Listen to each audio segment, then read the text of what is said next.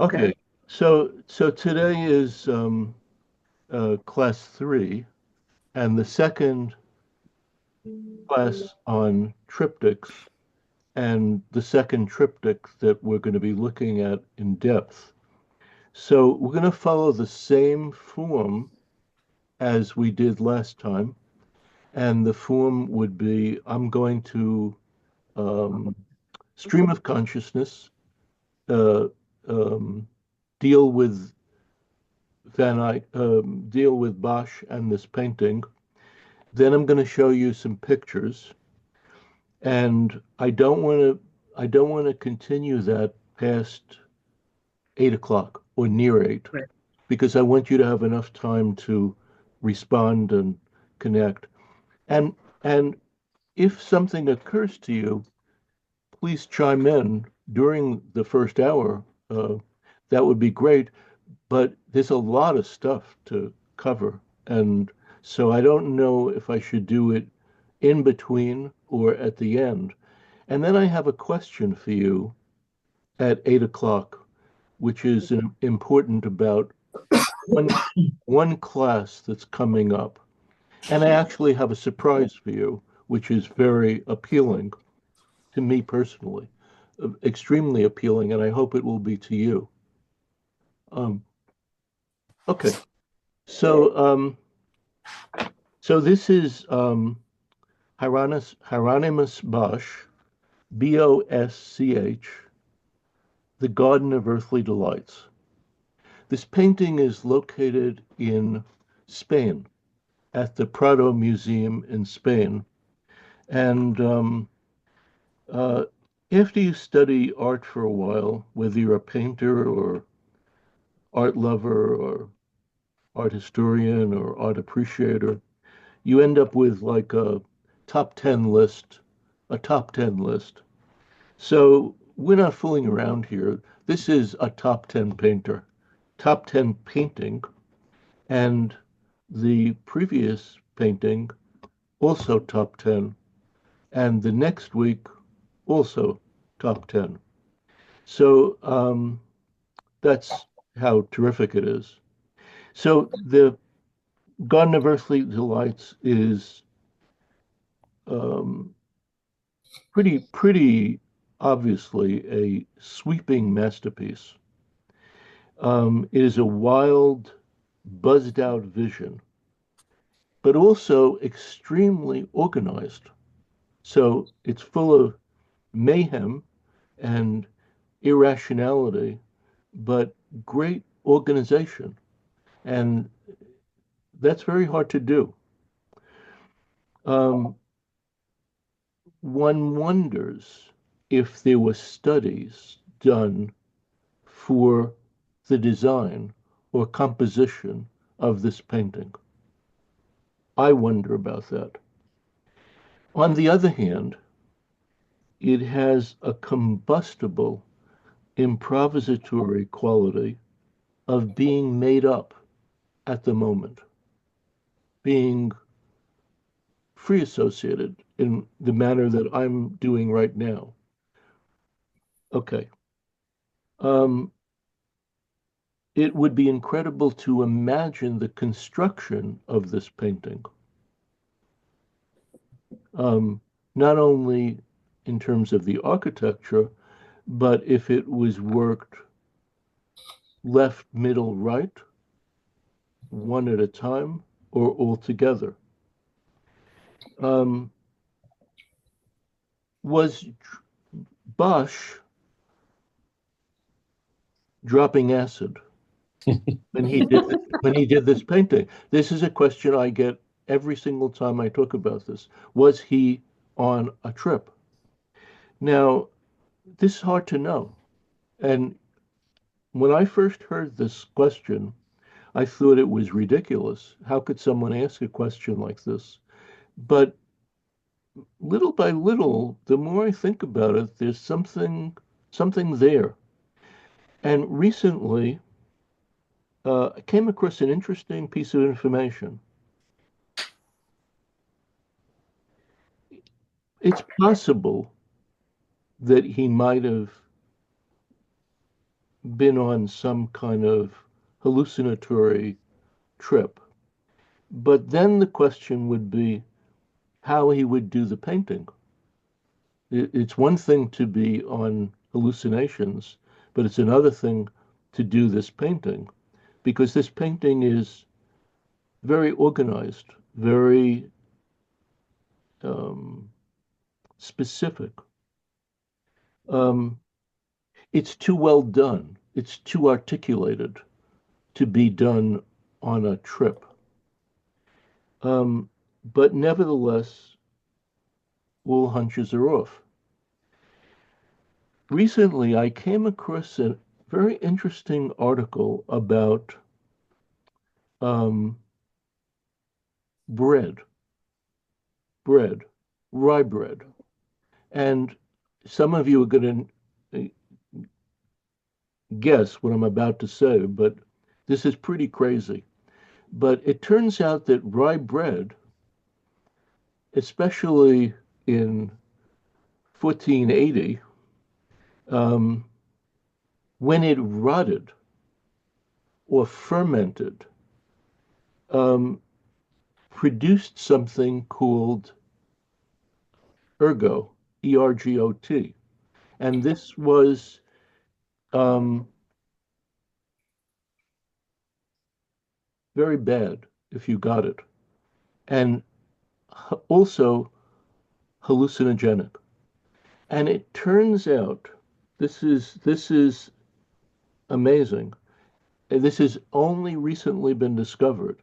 It turns out that ergot has within it a substance that is very close or is the exact substance that is in LSD. This is amazing. I would not have known this at all, except doing this class. I Um, think there was an outbreak in his region at the time that he was there. So it's a good theory. But the problem is ergotism causes gangrene, which means that he wouldn't have had control of his hands in order to paint. okay, let me. That's a very good point. Um, it- Going ahead to the next painting, which is the Isenheim altarpiece. Um, Now, I'd have this, there would be the same discussion that John brought up before, which is why is that painting not as well known as it should be? Um, so when I first read about that painting, the description of Christ in that painting was of someone who had leprosy. Okay. Then a number of years later, it changed to the description of the man in the painting. Oh, and the man was uh, a person who was in a hospital, and that hospital was treated by an order, and the order was treating very sick people, possibly lepers, all kinds of seriously sick people. Then the interpretation changed to, oh, and it was thought that this person was a leper in this hospital. Then it changed to, no, this person was not a leper. This person was uh, had a sickness, and that sickness was the sickness that's connected with ergo, ergot, ergot. Ergotism. Yes. The same, St. Anthony's fire, they called it. same, yes, the same thing. So, so the painting is a scene of great chaos and irrationality, juxtaposed with great order and architecture. It uses the theme of religion to create a fantasy world of surrealism. Originally, this painting was referred to, this is funny. Originally, this painting was referred to as the strawberry painting. You'll see why soon. It originally was referred to as the strawberry painting, but more recently, it is referred to as the Garden of Earthly Delights. So there are themes in the painting of fertility and procreation. I'm not sure if this is still a viable theme in this painting, but years ago, the thought was that Bosch belonged to a society that believed in redemption through sensual pleasure. Okay. So there are lots of ideas, both intellectual and not intellectual at all, that have to do with sensual pleasure in this painting. Um,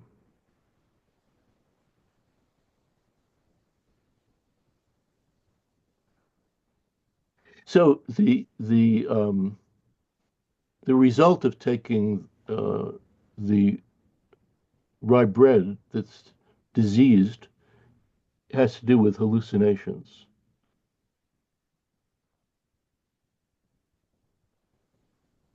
The composition in the painting, left, middle, and right, is linked by a high horizon.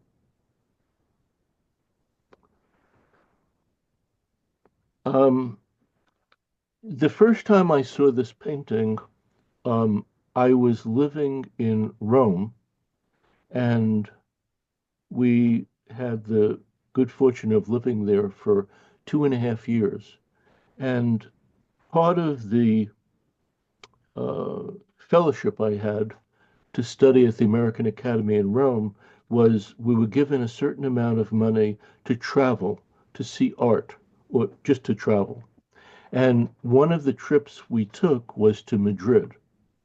And so at the time that we took this trip, my daughter was, I think, 5 or 6 years old. And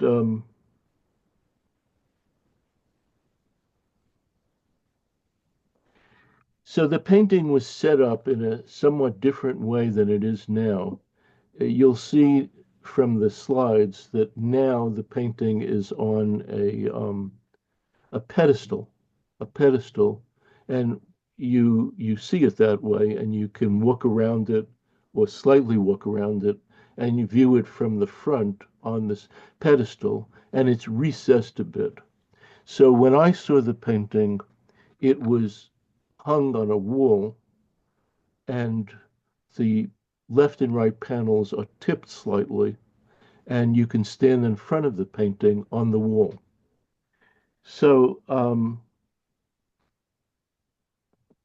I remember seeing the painting for the first time and standing there looking at it and finding the painting quite funny, but not funny. It is very funny, but it's not funny at all. And I looked down and I saw my daughter, who is like as cute as a button, okay? And she was looking at the painting and she was laughing. She was laughing. And we were both looking at the painting and we were both laughing. And through through astro projection, I was able to flip out of my body and go back about 35 feet and look at two people looking at this painting.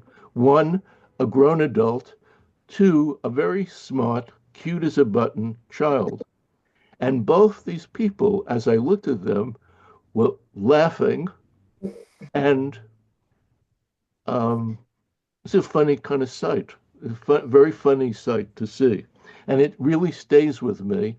And I hope that when we look at the slides, you can feel that because um, it, it is funny.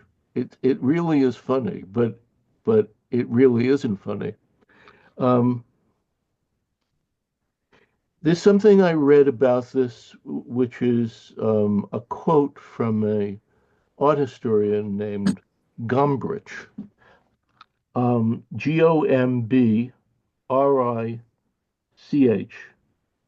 And Gombrich was a German philosopher, art historian. And he is his theory. Oh, and I should say this, that very little is known about this painting, about why it was done and what the meaning of it is. What it's all surmising, and I would be a bit suspect of if someone tells you it's clearly this, but very little is known. So Gombrich says that the painting, especially the middle panel, has to do with Noah and the flood. So, in other words, Noah and the flood is kind of the end of a certain idea of life. Um, so, you might say, in perusing this painting and in listening to yours truly, uh, you could end up saying, where is God in this narrative? Okay. Uh, um, Susan wrote a beautiful note to me, and she wrote about God being in one of the cups on my palette or on a palette, on Van Eyck's palette. And so the question, where is God in this narrative, is an interesting question, frankly. Um, are, are man and woman left to their own devices? Um, Now, here I'm going to go off on a slight tangent. You'll have to bear with me here. There's an amazing film called Solaris, a Russian film that was remade, but the Russian film is genuinely a top 10 film.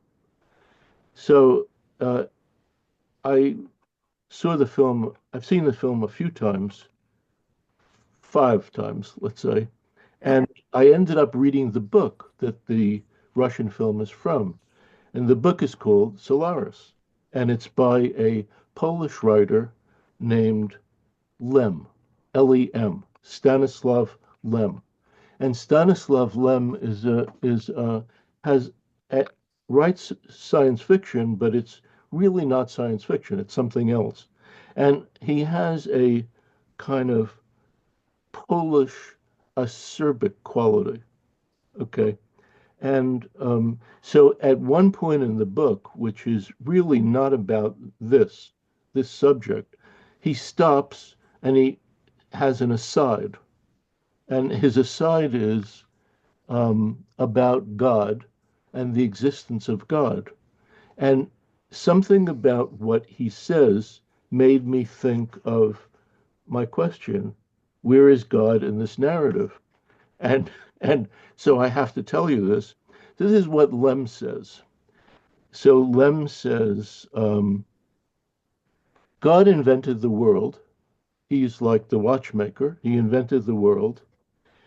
And then he got bored and went on a trip, and we haven't seen him since. Okay. So I just had to say that. It's not connected with fine arts. Um, it made me think of Lem. The face in the far right panel is generally considered to be a self-portrait of Bosch. Um, the painting has a disjointed, eerie quality. The people are very, very, very small, and some of the animals, for instance, birds, are bigger than the people in the painting. Okay. And the people in the painting are doing all kinds of things that uh, in the farthest recesses of your mind you would not even think of, okay, to do or even think about. So either that speaks to Bosch's imagination, something he saw, or something he saw in a hallucinatory state. Not clear at all. Um, okay, so I think I would like to show some of the images, and let's see if I can do this. Okay,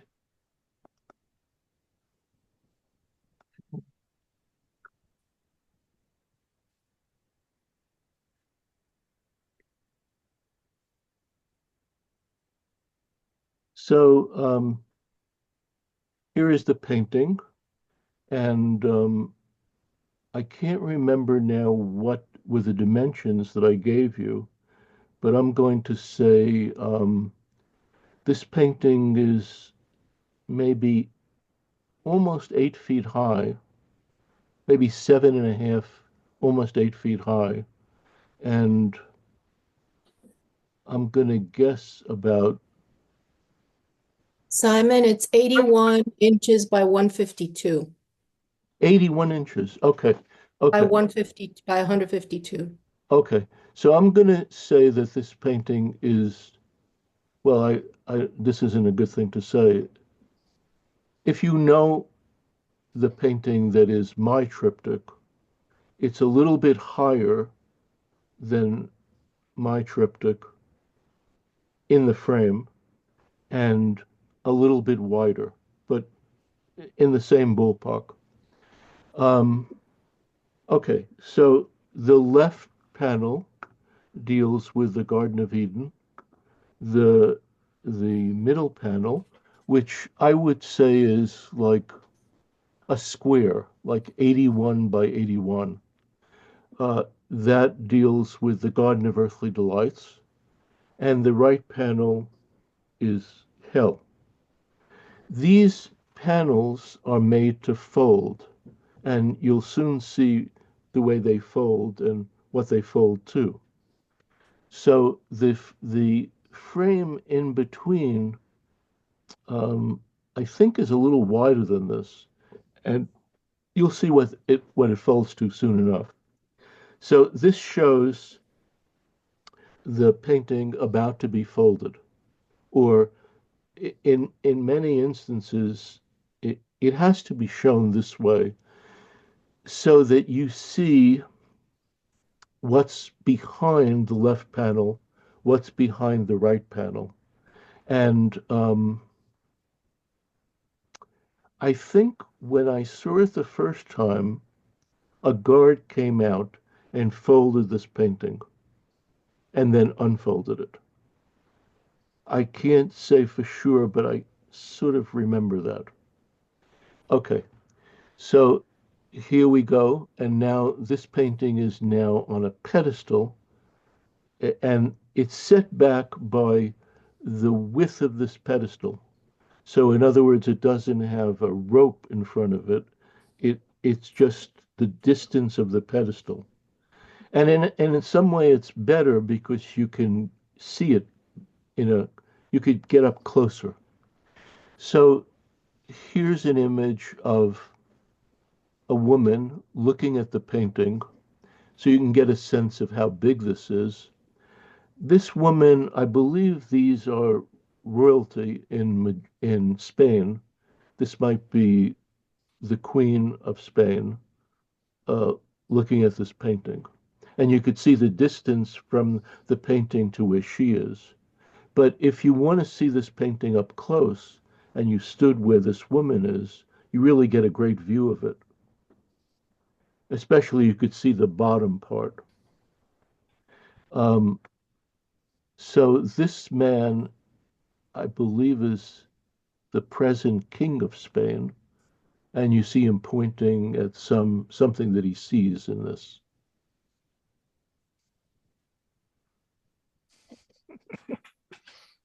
Um, so here in the Prado Museum, a group of people looking at this, um, you really could spend a week looking at this painting. It's phenomenal. Um, Now here's another shot, I think, of the King of Spain. This woman looks aghast. I don't know who she is, but she looks aghast at the painting. And you can see the back, I believe, of the left panel, the back of the left panel. And then here is the painting closed. So these paintings, as I said last week, when they're closed, they usually are closed to a grisaille. And in this case, the grisaille is a kind of slightly green monotonic color, monotonic colors in the black and white family, but I think the tinge here is in the green family. So this is the painting closed, and then when it's opened, it is opened to the Garden of Earthly Delights. And you can see the width of these frames is wider than the first image I showed you.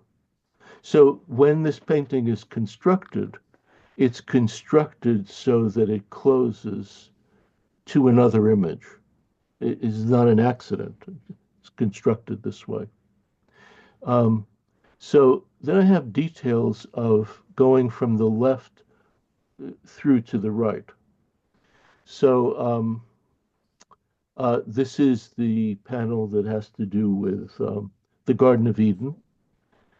And so this is the way this detail looks here.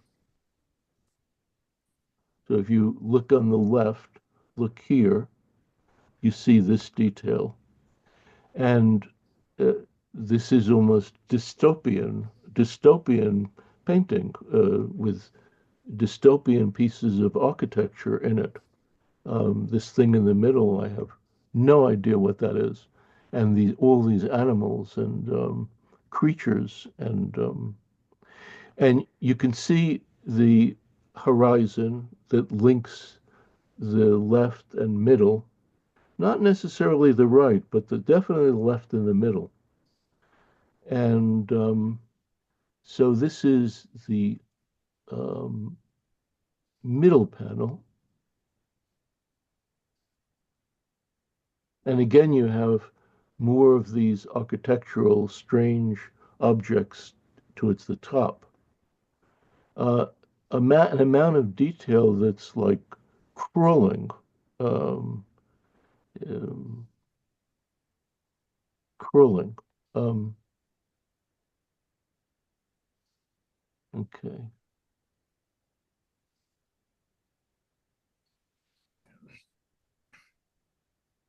This is a little bright, but this is a detail of the section you just saw in the middle.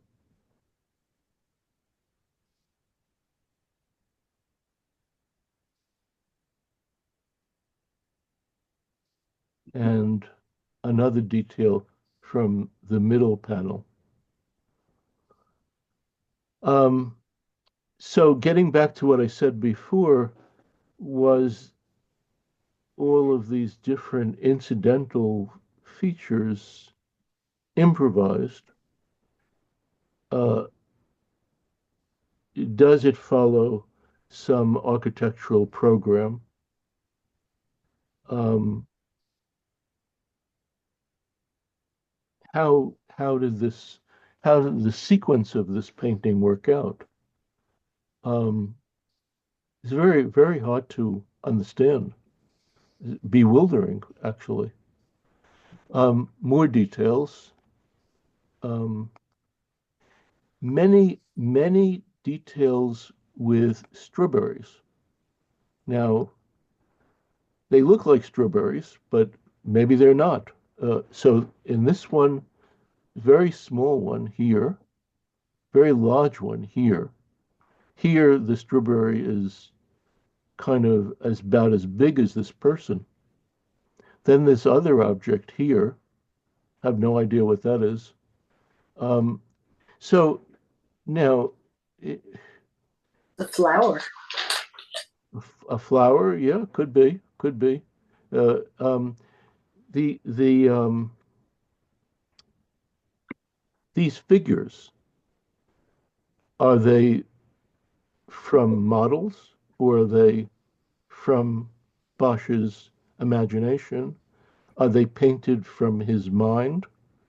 Um, did he see something like this? Um, who are these people? Um, they are painted just well enough to be quite believable, but where they come from, where they spring from. Oh, wow. Did he have a patron who commissioned this, or did he just do this for fun? He did. I think there was a patron, but that's relationship between the patron and him is not clear. What he, for instance, I can imagine in the Van Eyck painting, or even in the Grunewald painting that's coming up, that the patron or various clerics or Christian philosophers were conveying to the artist he needs to depict St. John or he needs to depict the Annunciation. I don't know if that's the case here. There was a patron. Who this patron was, I don't know. Is this a morality play? What is going on here? But it is extremely compelling. I mean, extremely so. Um, let me just keep going. So a scene like this, let me see if I could find it within the big context of this. That's right here. That's right here. Mhm. So a scene like this, I'm going to guess at the dimensions of this. Um, I would guess that this shape might be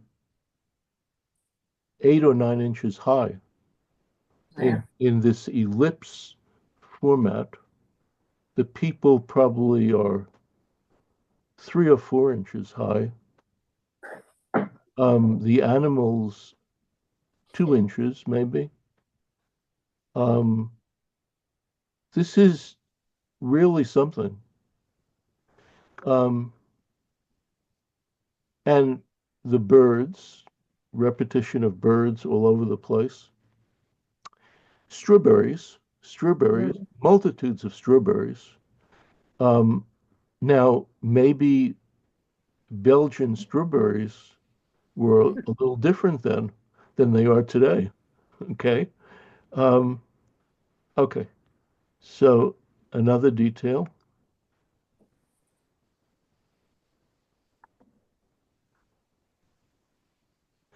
A number of things, I wrote this down, a number of things have to do with glass um, pieces of architecture or glass shapes. And somewhere in my reading, I came across this quote, a Belgian quote, a Flemish quote, a Flemish proverb, a couple with glass tube, Flemish proverb. Happiness is like glass. It soon breaks. Okay. It struck me as interesting. Mm. Um, okay. This is quite a beautiful detail. Mm. Um, now, it, getting back to myself and my daughter looking at this, and laughing and finding it quite funny. Uh, of course, you have to understand we were laughing at different things, finding different things funny. But there is something quite funny about this whole thing, Yeah. but it's not funny at all. Here's the glass thing that is Oh, yeah. connected with that proverb. Um, Oh, Wonderful shape here with the two people in this bubble. there's bubble.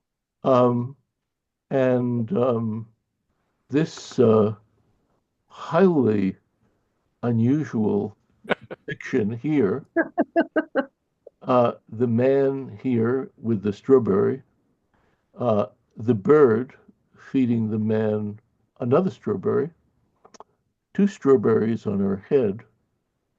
Um, these people here. Um, so this group, let me just go back a bit. This group is here. Mm. That's this area here. Okay, let's just go back to this. Now here's a detail of the detail. I particularly like this one. Mm. I think it's stunning. Uh, this is 1480, so this is 540, 550 years ago. Um, this is mind-boggling. I mean, terrifying and incredibly appealing, and uh, the triumph of art. It's Mm. amazing, absolutely amazing. I like this shape a lot. Oh, and Yeah, this is very striking. This one here. with the mouse going. Yeah, yeah, yeah, yeah. Um, this is not as good a photograph as the previous one, but it's closer. You think that's Adam and Eve in I, their little I, world? I think so. I'm not sure. I'm not sure. I think so, maybe. Um, this one I like very much. Oh, look at the This bird. detail, especially this part Which here. part? Yeah. This is very striking to me. Yeah, And the scale of these birds, birds. the birds are dwarf the human beings in scale and size. I think that um, scholars have pointed out that all these birds are real birds and have a real name to them. They do this by the faces, the beaks, and stuff like that.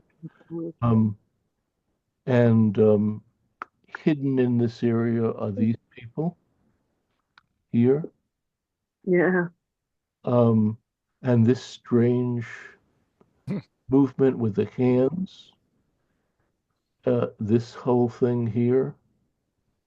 But I don't know. To me, this is very special. This composition here. Um, I think that's your Eve figure there. eh, If you look at that figure, the woman figure there, and compare that to the Eve in the leftmost panel, pretty sure that is another yeah, depiction of yeah. Eve. I go with that. Yeah, I go with that. So this is now. I hope I've not advanced. I think. Well, I'm not sure. I think this might be in the next panel, but in any case, I had it here. Uh, a- Now, a number of these Red plate. have music connected with them, musical instruments, Yeah. Yeah. musical scores, and Yeah. in one of the sites that I was looking at, uh, the site had accompanying this the music to this the music that was that is being played. They played that music. Now, I don't remember the site, but it couldn't be that hard to find. But it, very, very, very interesting. And the dice. So Wonderful. this area here is the far right panel. Where is it? Okay, this is the far right panel, Oh, there it is. and this is supposedly a self-portrait of Bosch here, and this panel starts to Oh, get that. significantly crazier. Okay, if it Okay. if it wasn't already up there.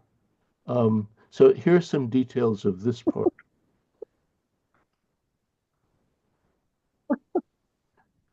This this Oh, detail this detail is spectacular, and wow.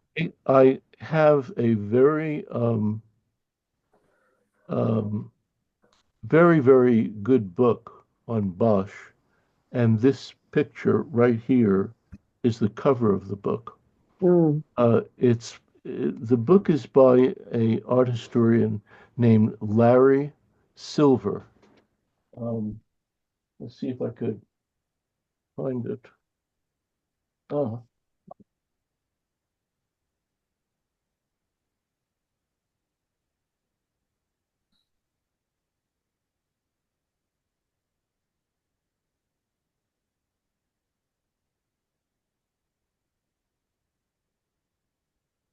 so that's the cover of this book.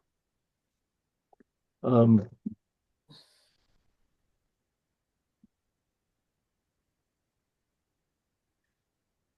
it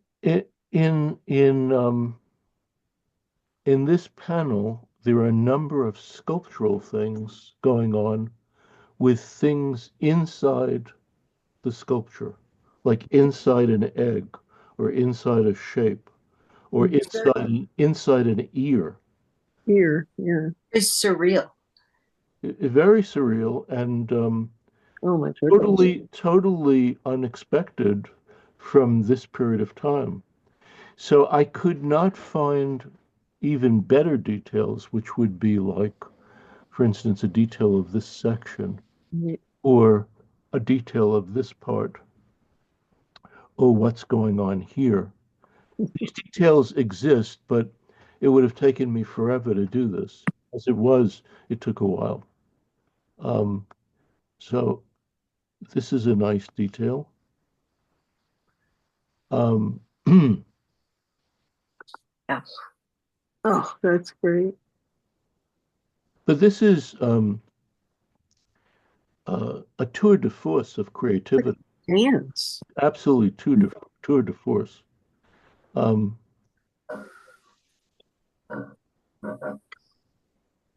this is slightly out of focus, but quite striking.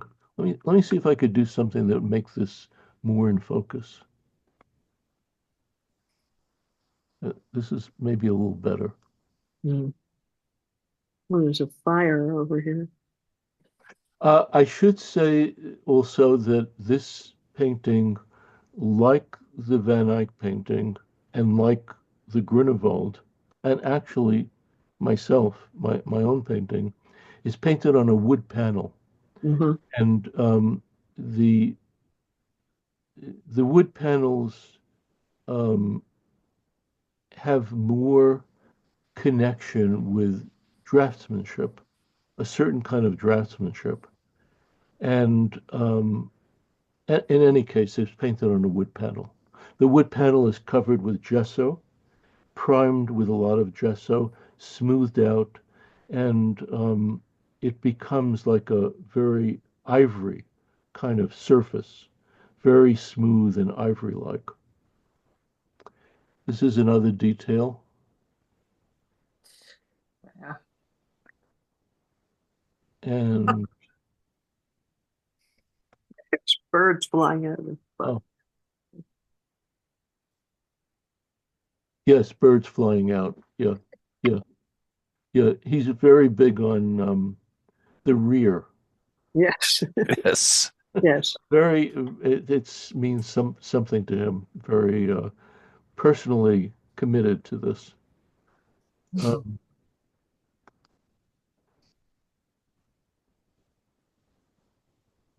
One thing I did not put together, and I realized it at the very end of putting all these visuals together, is I should have included some drawings, which I would like to do um, next time or in a class or two from now of uh, Bosch. So he does drawings, but the drawings are not what you see here, but they are, well, they're divided into two parts, the drawings. Some are very naturalistic. They show peasants and people uh, sitting and thinking and doing various things. And then there are other drawings that are phantasmagorical. So there is a strong drawing counterpoint to this.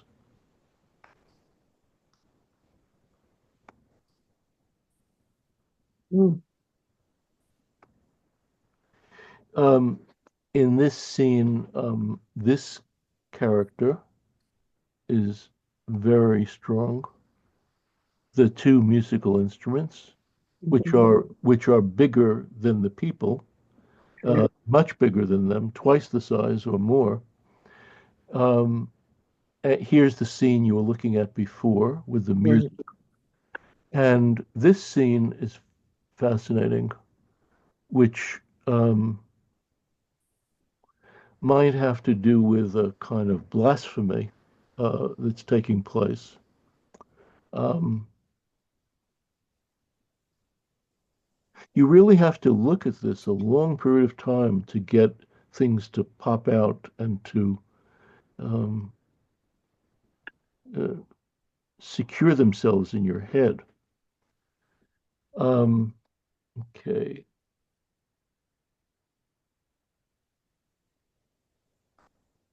So this is a bit of a closer view of what we had before.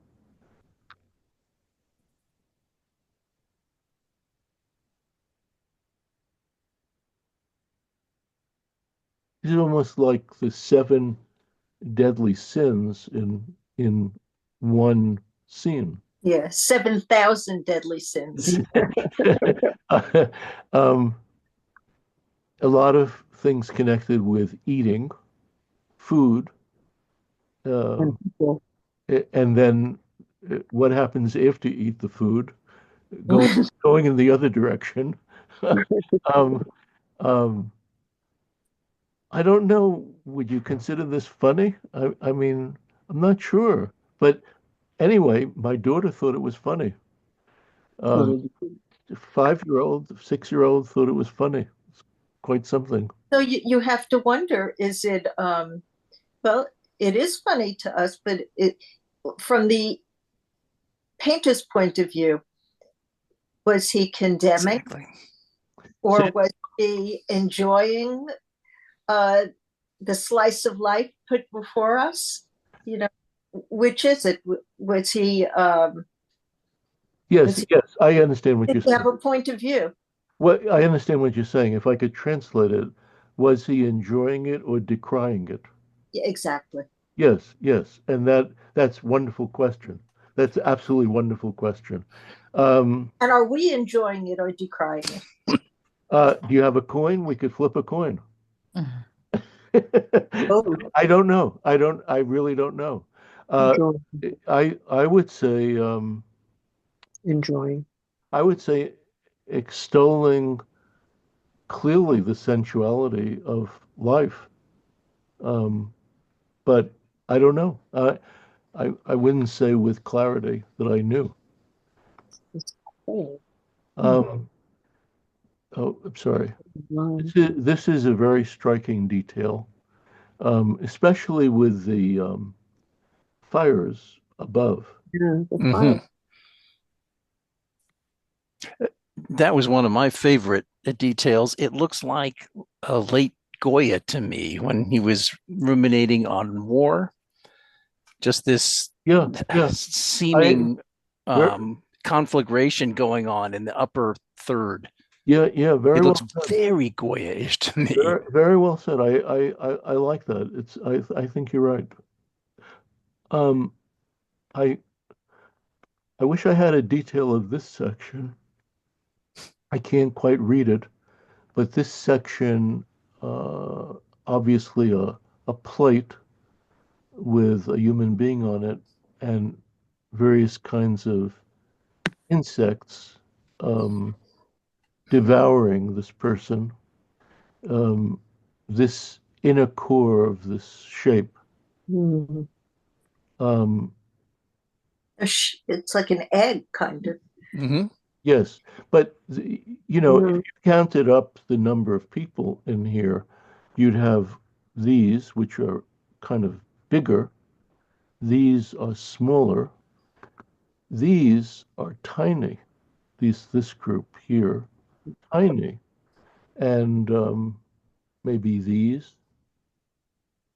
Uh, this group, which is looks like they're in some kind of water, and here, I'm gonna guess that there could be maybe 70, 80 people in this Oh, yeah. one One paint. that up here. Yeah. Um, I thought to show you before finishing a few other paintings of Bosch. Um, uh, so I chose three.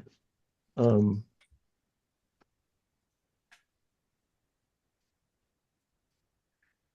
this one is called Saint John the Baptist.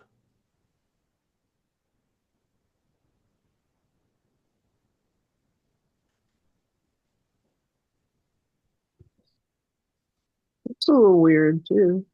This has some of the elements in it Yeah. of the previous painting. Right. Um, now this one, the next one is called Visions of the Hereafter. I came across this painting. I didn't know it. I don't think I ever saw this before. I came across this painting in Venice in I can't remember where in Venice. I think it's called Academia in Venice. Is this 4 panels or just Four panels, four panels. But this part here just got to me. This part here. right? It's just unbelievable. So interesting. Um, I don't know how you can think this up. This is really mind-boggling. Are they the angels that were cast out of heaven into hell? I think so. Yes, I think so. Um, I like this shape a lot, Hmm. and the idea that either they're going inside that shape or Well, being thrown out of it, being extracted from that shape. Um, and then this one uh, is called Christ carrying the cross. huh. Now, I don't know if you remember a few years ago, um, I had on an interview with Peggy Gillespie, Mm. Hmm. and we talked about her husband's work, Gregory Gillespie. Right. Yeah. And this painting makes me think of Gregory Gillespie. Hmm. Yeah. It looks very Oh, modern, doesn't it?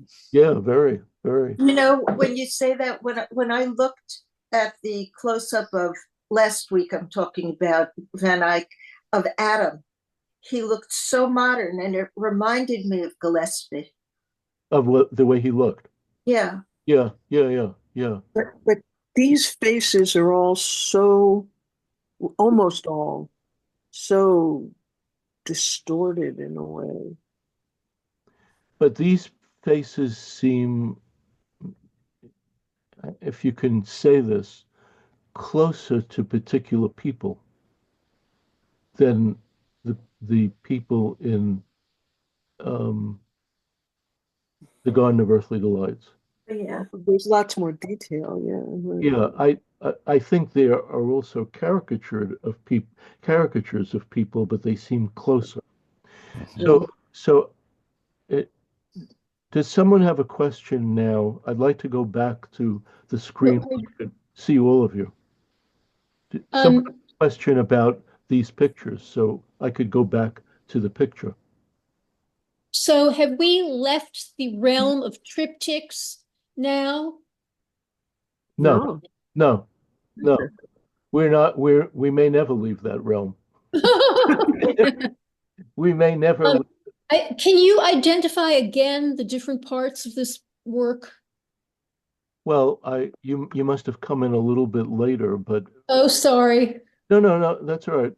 Uh, there are three definite panels here, and this is Oh, yeah. So so I this didn't this realize. I didn't panel realize this fill in that panel is part. that what you Okay. meant? Is that what you meant?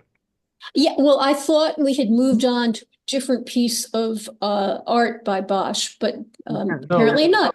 no. We spent 98% on this painting, Okay. Okay. Okay. and just the last three were other paintings of his. Okay. So we're back to this one. All right. Yeah, Thank you. yeah. Okay. Another question or thought about this?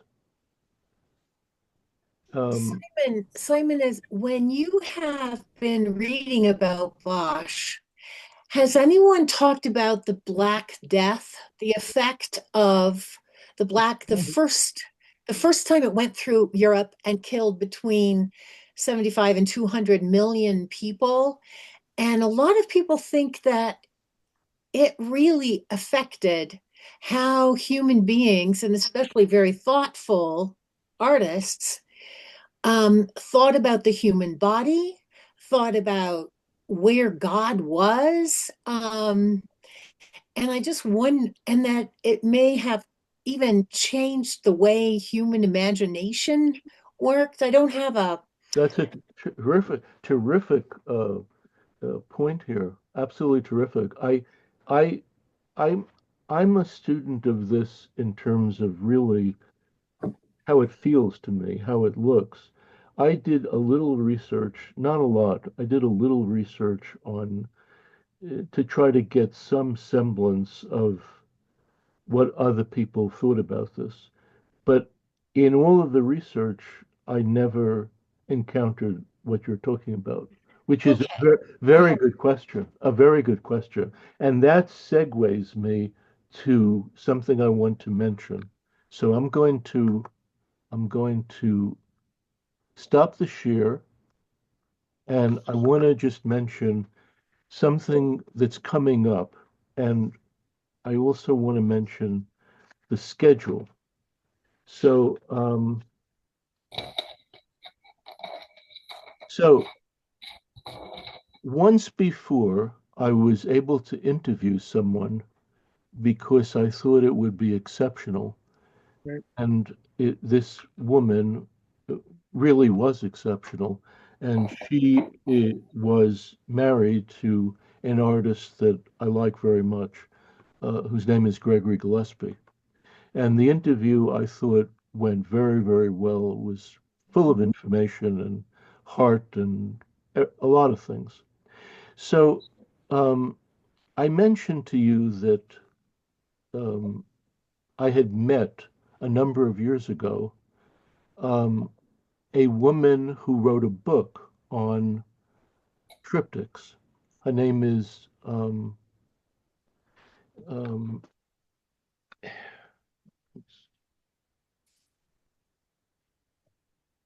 this is the book.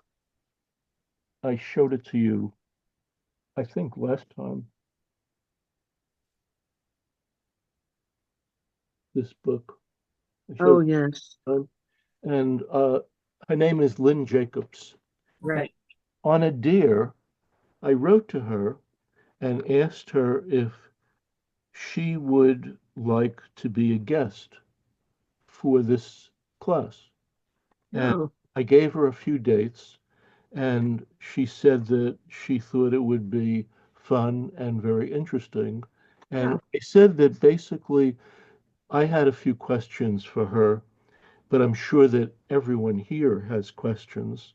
So she's going to try to answer the questions. And I think this should be very interesting. On my website, um, when I send you the recording, I'll send you a link for a conversation that I had with this woman Okay. at at an exhibit where a painting of mine traveled. She teaches at the University of Arkansas in Fayetteville. And the conversation was quite interesting, and he's quite bright. So that would be the last class. So I want you to write on the various triptychs, but on your choice of one of them. And you can write just your take on one part of one, or comparing one triptych to another. I'll tell you more about the writing next time, but I have difficulty in understanding one part of the schedule, which is that we're going to take off on April 16th, which is the spring break, Easter break here in New York. So the next class would be um, on March 16th, and that would be Grinevald, Isenheim Altarpiece, No, wait. on March 26th. March Mhm. 26th. March 26th, a week from now, would be Right. Grinevald, Isenheim Altarpiece. The class after that, April April. 2nd, April 2nd would be my own Fulbright triptych. Mhm.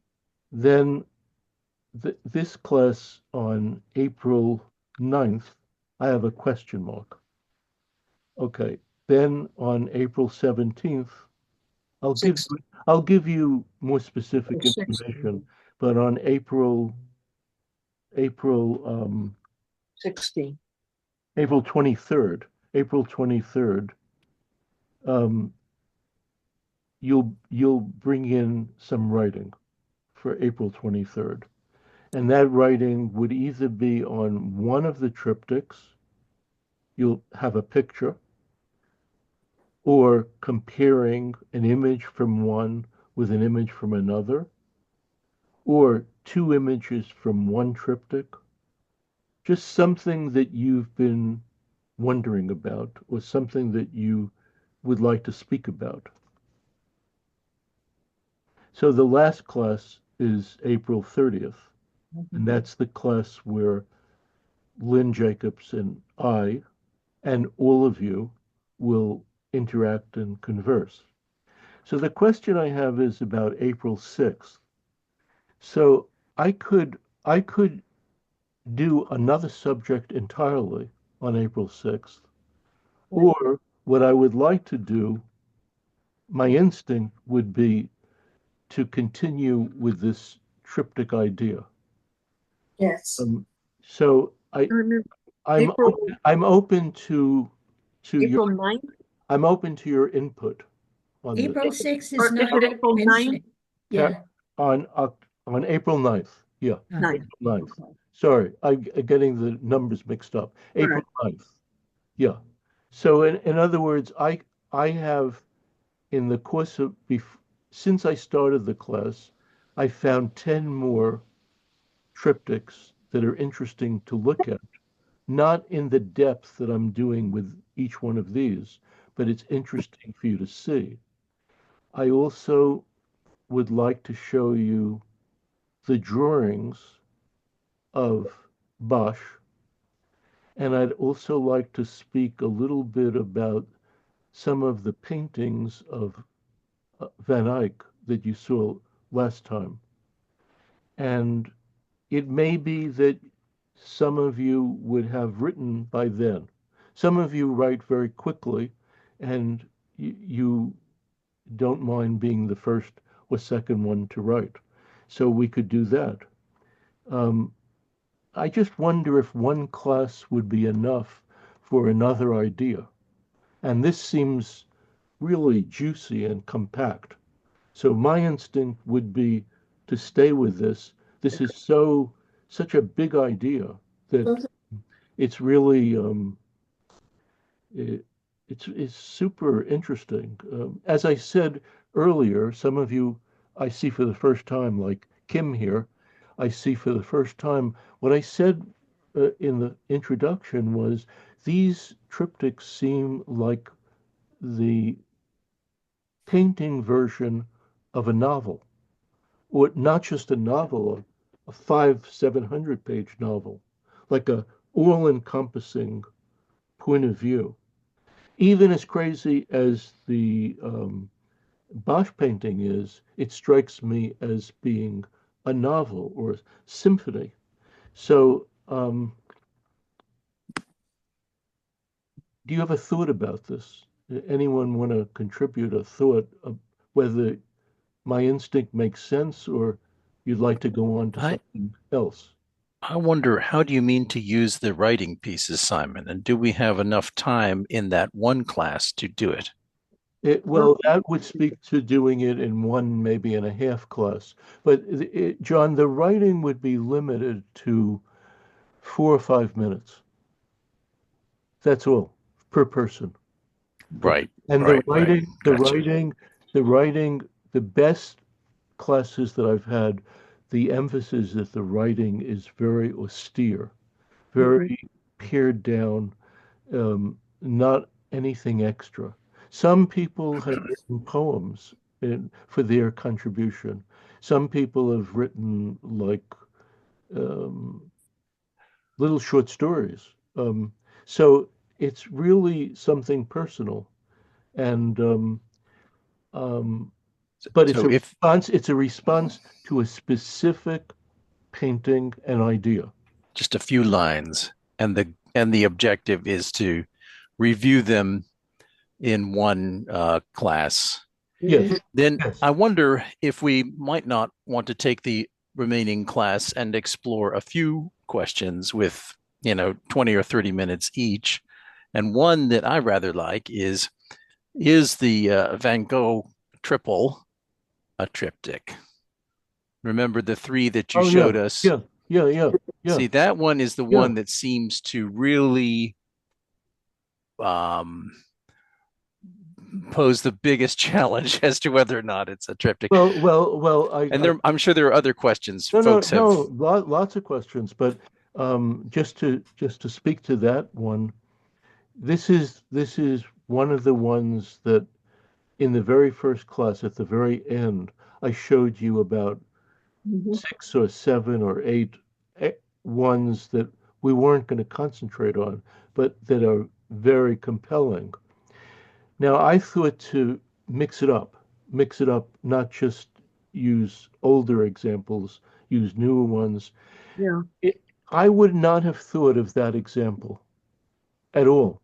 But last fall, I saw a wonderful exhibit of Van Gogh in the National Gallery in London. And they had that triptych there. And the reason they had it was Van Gogh thought that that would be a good idea of a triptych. And you, you go with it. Yeah, it's Right. terrific. But that's the underpinning. It wasn't painted. I mean, it could have been painted like for a triptych, but that's what he thought. That's that's the motivation. Well, Simon, I feel like I'd like to stay in some form with the triptych. Yeah, I I during I that class. I'm promised that it'll be interesting, and the ones that I've keep adding, seem very interesting as ideas and visually. So, um, it, like in art, there's a certain amount of improvisation, and um, everyone should keep open the idea that you're in a bus, you're riding down Fifth Madison Avenue in a bus, and you look out the bus and you see a picture in a window. You got to get off the bus, the next stop. You got to get off the bus, the next stop, and go and see that painting. Back. Okay? You got to Mhm. keep open to that idea.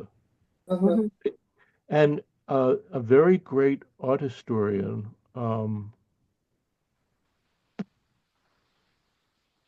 man, I forgot his name. English writer, very important writer on art history. He was asked what makes a composition in art a great composition. Ruskin. No, not Ruskin, a contemporary, Oh, almost contemporary. He wrote a book on the nude in art. Kenneth Clark. Okay, so he was asked what makes a composition, how do you know when you encounter a great composition in fine arts? What are the components? Now, in a very posh upper class accent, he says, if you're on a bus and you're riding down a street in London and you ride past a gallery, and in that gallery you see a window, and on the window, in the window, you see a painting. If that painting speaks to you so quickly in the 4 or 5 seconds that you're riding by, and you get off the bus and you walk back to see that painting, that's a great composition. Okay. So I stole what I said from him, but I do believe that you should also have the impetuosity to get off the bus. Okay?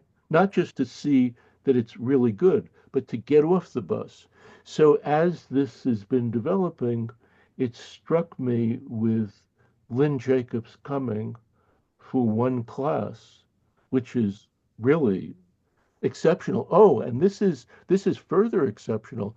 She is writing a book now on Bosch. Oh, Wow. And Terrific. she said all the Garden of Earthly Delights is right in her head. So it's unusual to be able to grab her and say, spend an hour and a half with us. I thought it was great. Yeah. So any comments on Mr. Bosch? I'd like to make a couple, if I may. Yes, Um, yes. Who are where are you? Where are you? it's Francis, Oh, and Francis. Okay.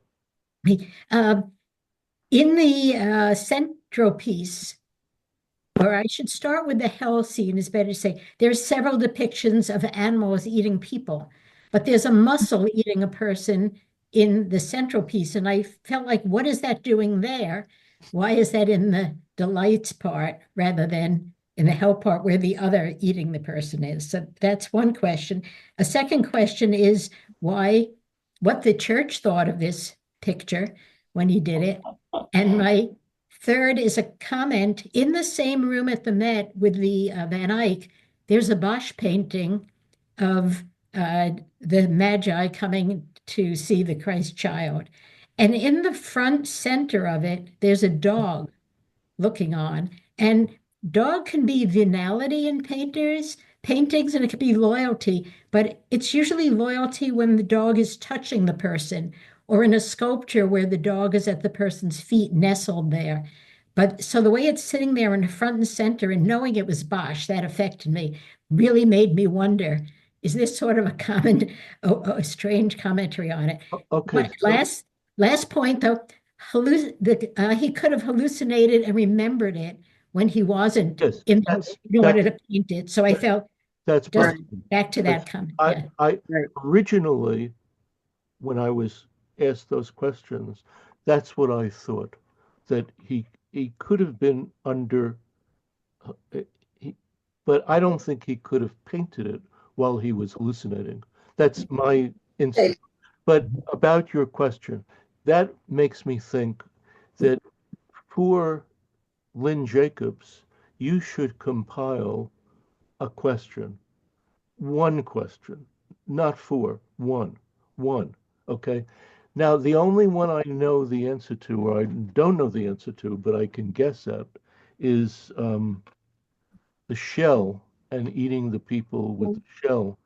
Um, it, I, I, I'm just guessing, but the shell is, it's a very sexual thing, and the people are being devoured by the shell, which is the reverse of the people devouring the shell.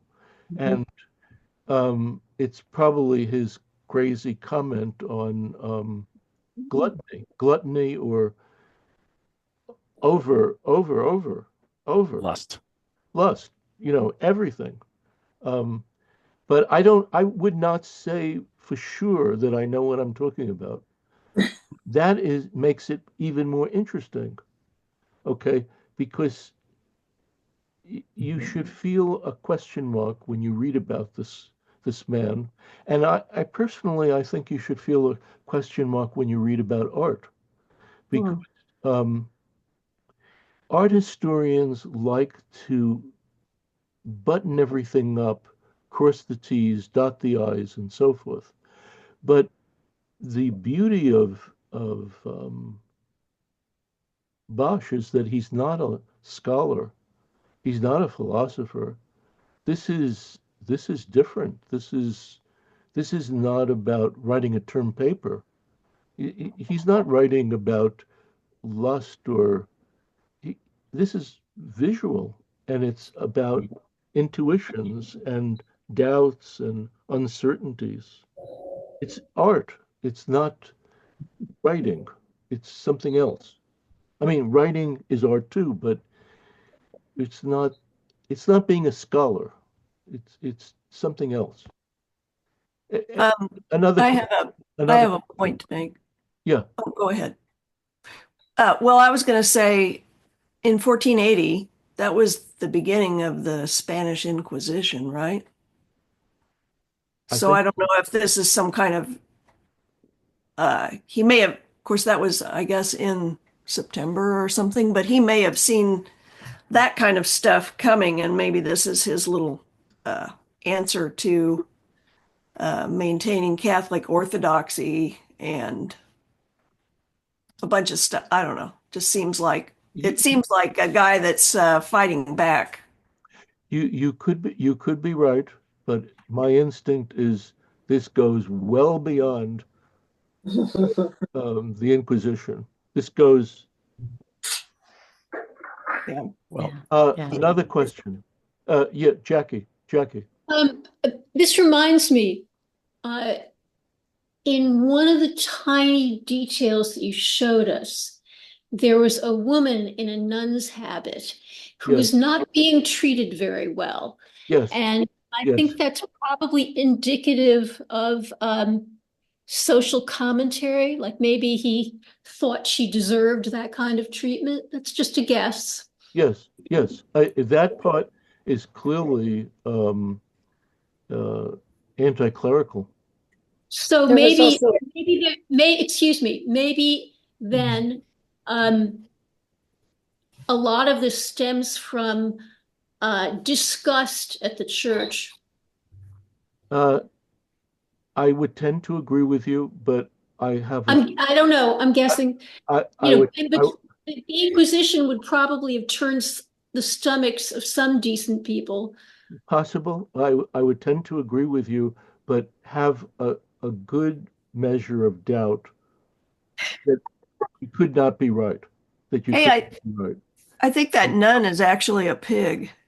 Yes, yes. I mean, literally. Could I, But there could, is the habit. habit. I, There's habit. Right. They I, dressed a pig in a nun's habit. could I just ask a few questions to a few people who I haven't heard from? Um, Carla, did you know this painting before? I had seen it when I was in Madrid. Yes, I suggested you to see Yeah, this. you did. You Yeah, did. And so I did. I did. Yeah. I didn't make anything out though. The first time I looked at it, I was much too overstimulated. Not only that, but the room was so full of rows of people. It was actually so hard yeah, to yeah. take it in. You Yeah. have to get if you go back, you have to Yeah. get there very early. Like Yes. the first thing, and don't go anywhere else. Just go right there. Yes. Yeah. Yes. Yeah, I will have to do that. Um, eh, Kim, do you know this painting? Yes. Yes. I mean, I've known it for years and I've seen it a couple of times at the Prado. It's the Prado, right? Yeah, Yeah. yeah. Yeah. Yeah. Okay. Any thoughts seeing it again tonight? I came in late, so I need to go back Okay. and watch the recording. That's fine. That's fine.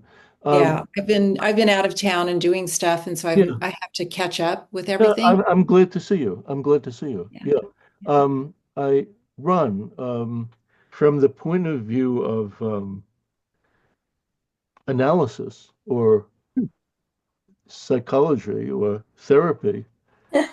What do you make of this? Well, I wanted to ask a question of others in the group who know the painting perhaps better than I. I had at one point heard that one of the paintings, and maybe by Bosch, maybe by one of the others of that Flemish school, had something like 100 uh, Flemish or Dutch sayings or puns included in visual form. That is, many of the things, a wolf, a sheep, and a wolf in sheep's clothing, for example. Thinking about that very ambiguous lamb in the Van Eyck, but that there was an attempt to somehow portray things that might seem anti-clerical, but might be in daily usage as a phrase. Does anyone have any more information about that? And I have a second question as well. Anyone hear about the proverbs embedded in these? No. The other question I had is life is very accidental, and for a cinema group, I was asked to propose a film, and I thought, for various reasons, that when people agreed that something from Mexican cinema might be interesting. So I asked friends. I'm not a great cinema expert. I asked friends about Mexican cinema, and someone suggested The Holy Mountain by Alejandro Jodorowsky.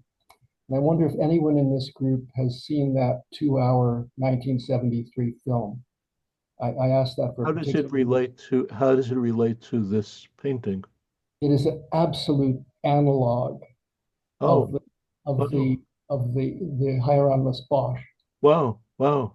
It's Who's the director? Who's the director? Jodorowsky.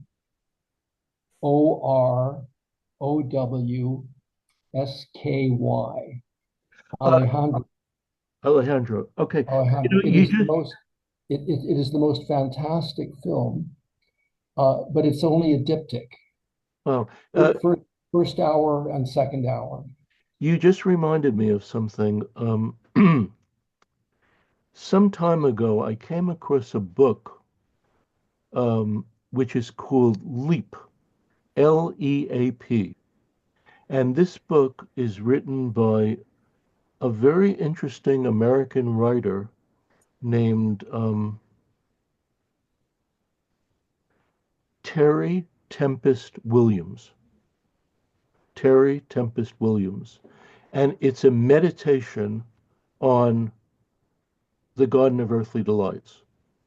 And Terry Tempest Williams born in Utah, a Mormon, encounters this painting, I believe, through a reproduction that she saw growing up in her house or for her grandmother.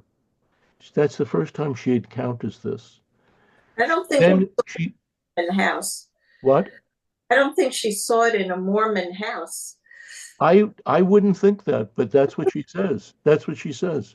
Oh. Okay, she then goes to Madrid to she becomes obsessed with this. She goes to Madrid, and the book is a meditation on her voyage to Madrid and voyage to find out more about the painting. It's very well written and is worth looking at. I asked if you could if you had a question or if I could ask you a question. I was looking for Matthew, but now I see he's reappeared. So Matthew, any thoughts about Mr. Bosch? I am so intrigued by how modern this painting is in so many ways. And yes, yes. there are so many details that seem they must be anachronistic. Obviously, I don't think they are, but it just I really want to delve into this and do more research on it. That's great. That's great. I've known about this painting my whole life, but I never really focused on it or paid close attention to it or studied it in detail. So I'm now sort of stimulated to go and do some of that. Kathy, any thoughts? Yeah, I mean, I haven't seen this painting in person. I'm guessing or thinking it was in the Jansen's History of Art that I had decades ago. So I too want to learn more about the painting. It has so much symbolism in it that I'm anxious to hear what Lynn Jacobs has to say. Yeah, that'll be really interesting. I feel very fortunate about this. Um, Rita, can you add anything to this? I'm also fascinated by it. I know this painting forever. I think since at least high school or college, and always was entertained by it and intrigued by it, and wondering about exactly what his point of view was. So you didn't answer the question if you know what people in his contemporaries thought about painting. I don't remember that question, but maybe someone did say that. I think he was popular and known and esteemed as a painter. Um, yeah, I'm pretty sure that's correct. But the woman who wrote that book was raised as a Mormon. I'm pretty sure I'm correct about that.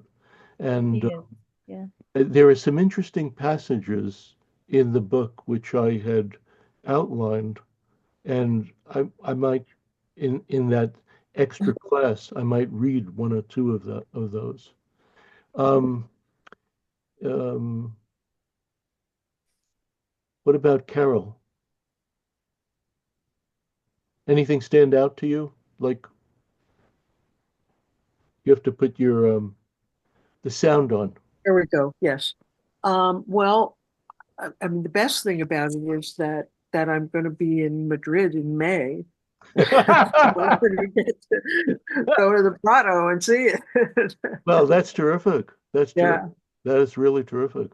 I also, I mean, I thought the forms, the structures were, again, as Matthew said, so modern in so many ways, and very science fictiony, and you know.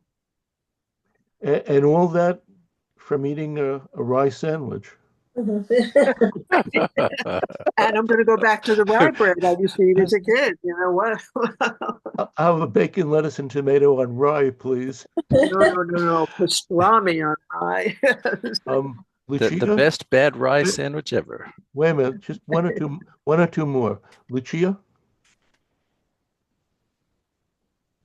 Uh, I totally agree with modern comment. I find some elements of animation that are 20th, 21st century animation, so very modern. Also, I think that there's an element of caricature of the Catholic Church.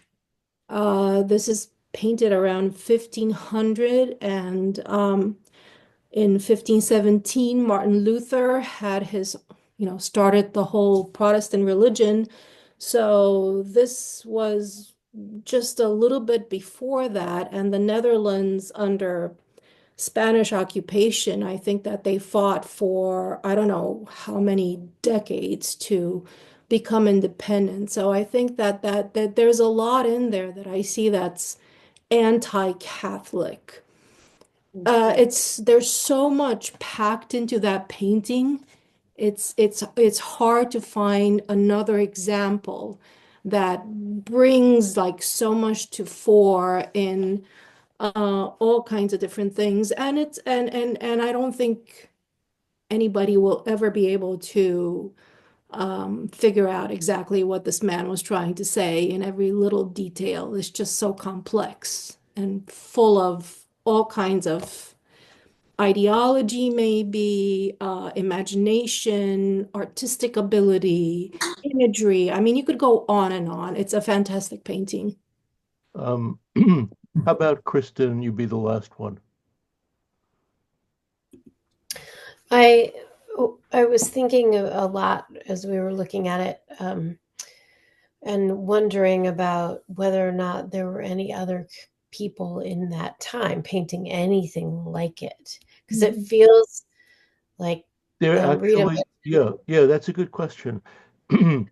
Uh, I'd leave that to Lynn Jacobs, but yeah. one person comes to mind immediately, which I thought that I would include this in this term, but it's going to have to wait for the next term, is Bruegel, uh, Yeah, Mhm. Peter that's what I was. Bruegel, Peter Bruegel or Bruegel, however you want to pronounce his name. Uh, there are paintings of his that are not quite on this level, but No. are masterpieces, really masterpieces. And if you ever go to Vienna, in the Kunsthistorische Museum in Vienna, there's a room which has about 16 um, paintings of Bruegel in it, and six of these paintings are, I think, masterpieces. And Hmm. I thought that I would do that this term, but I don't have the time. So he's amazing, absolutely amazing. Detroit Institute of Art has a fantastic painting of his also. Huh, huh.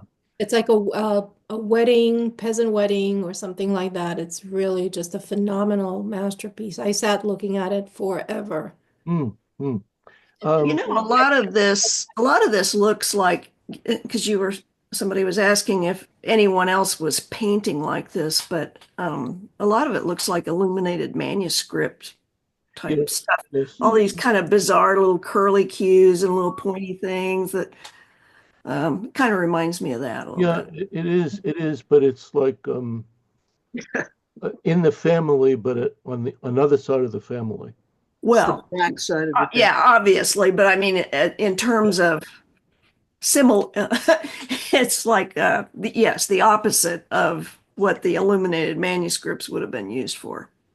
Well, Um, it made me think of surrealism, and Rita had mentioned it feels so surrealistic, but the timing is very different from the surrealism movement, and also is like surrealism on steroids. Yeah. Um, yes, and in a way, it made me think a little bit of, I don't remember the name of it, but there's a Frida Kahlo painting of in the bathtub, yes, and yes. it's all these weird little Well things. said. Very well said. Very There's well said. weird little individual scenes Yeah. that um but this is really like on steroids. Um, So I'll see you next week, and thanks for going along with my design for the missing class. And I think that Carol, you're in for a treat. Great. Okay. I, All I right. found Bye, Stoner. Simon. I found Stoner by John Williams on audiobook, by the way.